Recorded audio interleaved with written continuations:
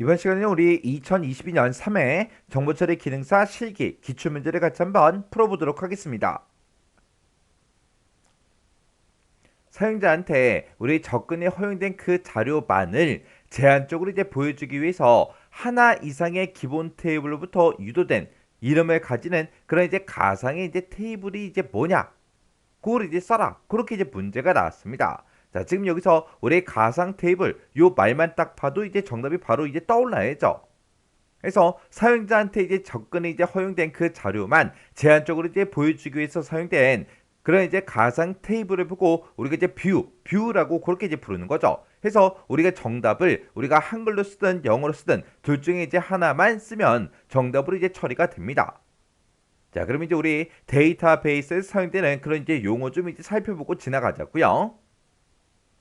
자, 우리 뷰라는 거요. 이 뷰라는 거는 사용자한테 이제 접근이 허용된 그 자료만 제한적으로 이제 보여주기 위해서 하나 이상의 기본 테이블로부터 유도된 그런 이제 이름을 가지는 가상 테이블을 보고 우리가 이제 뷰 그렇게 이제 부르는 거죠.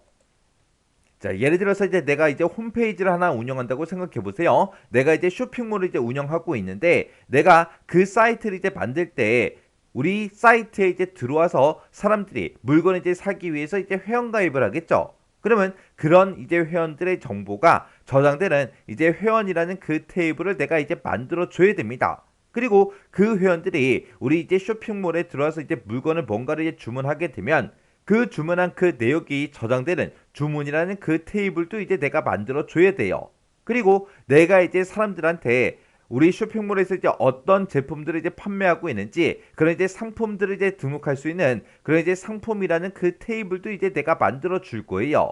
해서 어떤 회원이 이제 우리 홈페이지에 들어와서 이제 로그인을 했다고 생각해 보세요. 로그인을 하고 나서 이제 자기가 이제 물건을 주문했는데 그 물건이 언제 도착하는지 그런 이제 상세 내역을 이제 보고자 해요. 그러면 그때는 이제 그 회원이 로그인한 다음에 이제 마이 페이지로 이동하게 되면 거기에 보게 되면 이제 주문 목록이 쭉쭉쭉 뜨겠죠.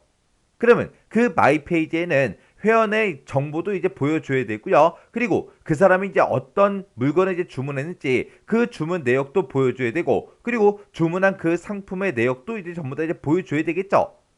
그런 내용들이 전부 다 이제 회원 테이블이다, 주문 테이블이다, 상품 테이블이다 이런 곳에 다 들어 있다고요. 근데 이 회원 테이블, 주문 테이블, 상품 테이블에는 엄청나게 많은 사람들의 그런 데이터들이 전부 다 이 테이블에 다 저장이 돼 있잖아요. 그러면 마이 페이지로 넘어갔을 때 이 각각 이제 테이블에 들어있는 모든 정보가 그 사람 화면에 전부 다 이제 나타나는 게 아니죠. 그 사람이 이제 보는 거는 자기 거만 보는 거예요. 그 사람이 만약에 이제 마이 페이지로 이동했더니 이 회원 테이블에 들어있는 모든 정보가 보인다. 그러면 안 되겠죠. 그러면 개인 정보가 엄청나게 이제 유출이 될 거예요. 그러면 마이 페이지로 이동했을 때는 그 사람의 정보만 나타나야 되고, 그리고 주문 테이블에도 모든 회원들이 싹 다 이제 뭔가 이제 물건을 주문한 그 내역이 이곳에 싹 다 이제 들어간다고요. 근데 어떤 특정 회원이 자기 마이 페이지로 갔더니 자기 것뿐만 아니라 나머지 모든 회원들의 주문 내역도 전부 다 이제 보이면 안 된다고요. 마이 페이지로 이제 이동했을 때는 자기 것만 그렇게 이제 보여줘야 되겠죠. 근데 그런 테이블은 내가 따로 이제 만들었어요. 안 만들었죠. 안 만들었죠.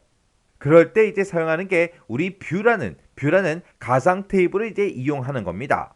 그래서 이 가상 테이블 뷰를 이제 이용하게 되면 사용자한테 이제 접근이 허용된 그 자료만 제한적으로 이제 보여줄 때 우리가 이제 이 가상 테이블 뷰라는 걸 이용한다고요. 해서 회원들이 이제 로그인을 하고 나서 마이 페이지로 이동하면 그때 그 마이 페이지에는 자기 정보만 나타나죠. 그렇게 이제 사용자한테 접근이 허용된 그런 자료만 제한적으로 그렇게 이제 보여줄 때 우리는 이제 뷰 가상 테이블이라는 걸 이제 이용한다고요.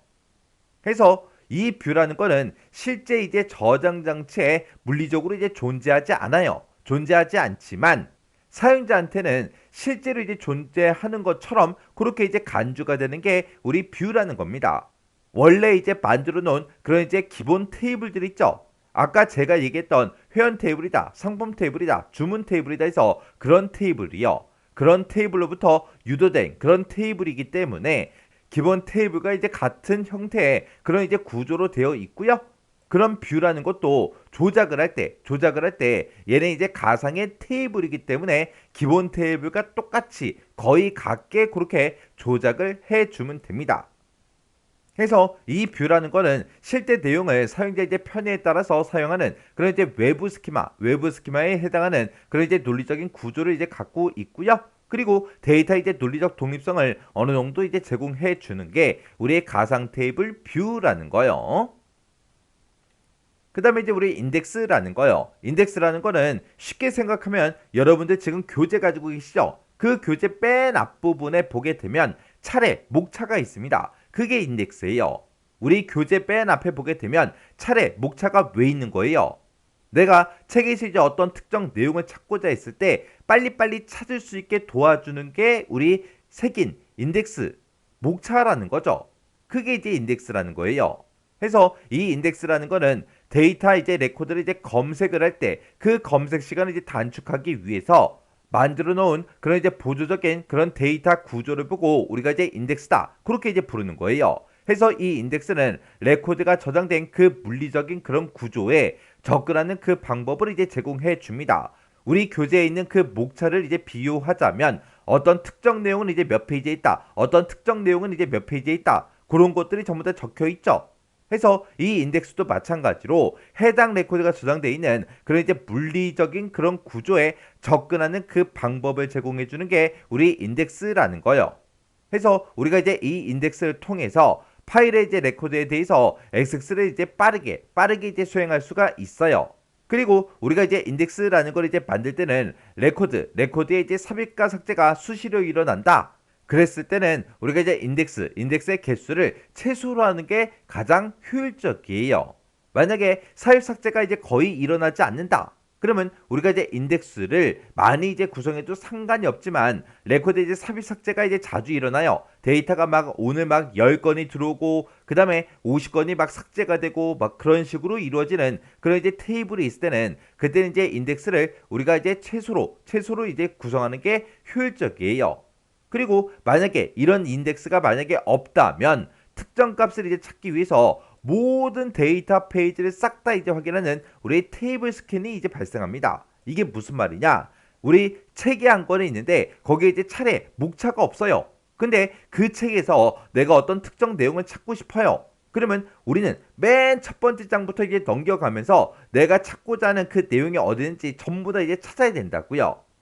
얘도 이제 마찬가지로 인덱스가 없을 때 내가 특정 값을 이제 찾겠다. 그랬을 때는 모든 데이터를 전부 다 이제 확인을 해줘야 돼요.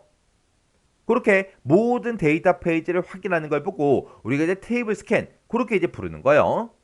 그리고 이런 인덱스를 우리가 이제 만들 때 생성하고자 했을 때는 우리가 크레이트라는 이 명령어를 이용해서 이제 우리가 인덱스를 이제 생성해 주는 거죠. 그 다음에 이제 우리 시스템 카탈로그라는 거요. 우리 시스템 카탈로그라는 거는 시스템 그 자체에 관련성 있는 다양한 이제 객체에 관한 그런 정보를 포함하는 그런 이제 시스템 데이터베이스를 보고 우리가 이제 시스템 카탈로그다. 그렇게 이제 부르는 거예요. 이 시스템 카탈로그에 각각 이제 테이블은 사용자를 이제 포함해서 우리 DBMS를 지원하는 모든 데이터 객체에 대한 그런 이제 정의가 됐든 아니면 명세에 관한 그런 정보를 유지 관리하는 그런 이제 시스템 테이블을 보고 우리가 시스템 카탈로그다. 그렇게 이제 부르는 거예요. 이렇게 우리가 이제 카탈로그라는 거를 이제 생성하게 되면 데이터 사전에 이제 전부 다 저장이 되기 때문에 좁은 의미로는 우리가 이제 카탈로그를 데이터 사전이다. 그렇게 이제 부르기도 합니다. 이런 이제 시스템 카탈로그에 저장된 그런 정보를 우리가 메타 데이터다. 그렇게 이제 부르는 거예요. 그 다음에 이제 우리 트랜잭션이라는 거요. 이 트랜잭션이라는 거는 우리 데이터베이스에서 하나의 이제 논리적인 기능을 수행하기 위한 그런 이제 작업 단위를 보고 우리가 이제 트랜잭션이다. 그렇게 이제 부르는 거예요. 해서 이 트랜잭션은 우리 데이터베이스 관련 연산에 가장 이제 기본이 되는 그런 이제 단위가 우리 트랜잭션이요. 해서 우리 이 트랜잭션이라는 거는 데이터베이스 그 시스템에서 복구가 됐든 병행 수행할 때 그때 이제 처리되는 그런 이제 작업의 이제 논리적인 단위를 보고 우리가 트랜잭션이다. 그렇게 이제 부르는 거고 하나의 트랜잭션은 데이터베이스에 접근하고 갱신하는 하나의 이제 지리문으로 이제 구성할 수도 있고요.